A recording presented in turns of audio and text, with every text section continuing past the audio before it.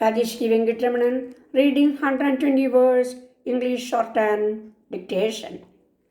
Please like, subscribe, and share to your friends. I think you are all following my dictations. Okay, we can start.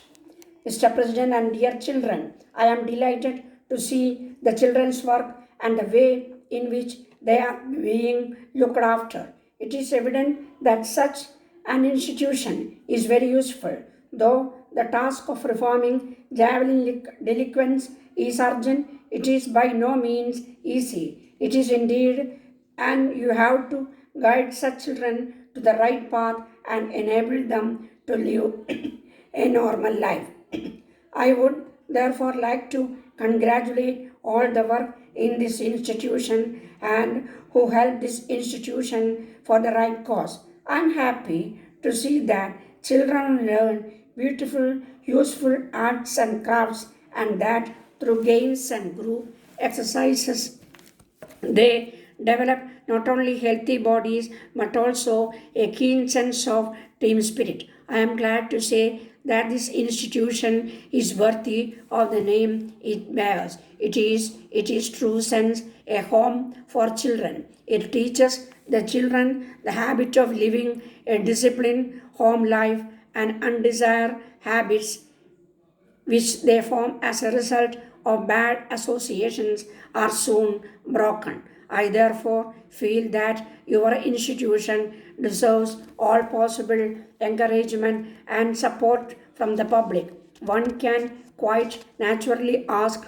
why does man commit crime? The question, though difficult, can be answered through different theories regarding the origin of crime, one of which holds that criminal tendencies being inborn, man is by nature easily affected by emotion to crime. However, there is another theory according to which crime is not inherent but is the result of conditions influencing the development or growth of children. Further, if the situation can be removed, evil would be removed and man would be free of crime. It appears to me that this latter would contains a great measure of truth and gives scope for improvement in human behavior. If child falls into evil ways, the fault lies in the conditions that flows that influence the child. I believe that if we could create a healthy surroundings, the child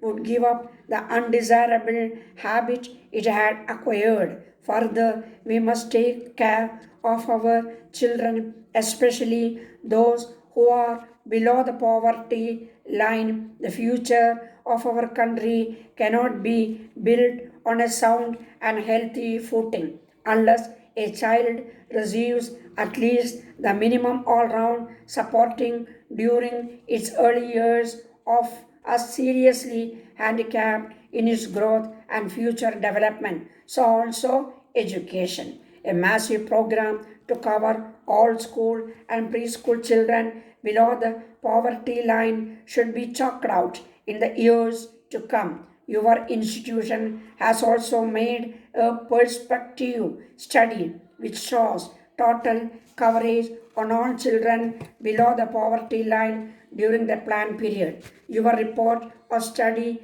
will be accepted and implemented in a phased manner. It would be an integrated program of nutrition, health, and education. When this will come into effect, I think we will have no criminal children, and that develops the strong foundation of future India. It my hope that the work that you have started here and which has been going on for the last several years would make still greater and good progress in the years to come. I would like this work to be extended to every province in India. The future of India belongs to her children. If they fall into evil ways, everything would be lost. Dear Mary, thank you for your long letter. It is very kind of you and Mr. Nelson to offer to meet Mr. Sarma and me at New Delhi airport on Wednesday. As you can imagine, we were rather disappointed when we heard that my father would be on holiday and therefore unable to meet us. We have managed to book a flight from Bombay which is scheduled to arrive at New Delhi airport at 19 hours in the evening. I think the best plan would be for us all to arrange to meet in the lawn of the London building number 1 as this world avoid any unnecessary confusion. Most of our language has been seat by train, so we shall have only a couple of suitcases which will easily fit into the boot of your car. We think it is an excellent idea of yours that we should all have dinner together at the airport. If you care to make the necessary arrangements and book a table for 4, this is quite all right with us. I am also trying to book a table through wire and I request to you inquire about my telegram before you do so at the above said building. If it is done by the time you ask them, please wire to us.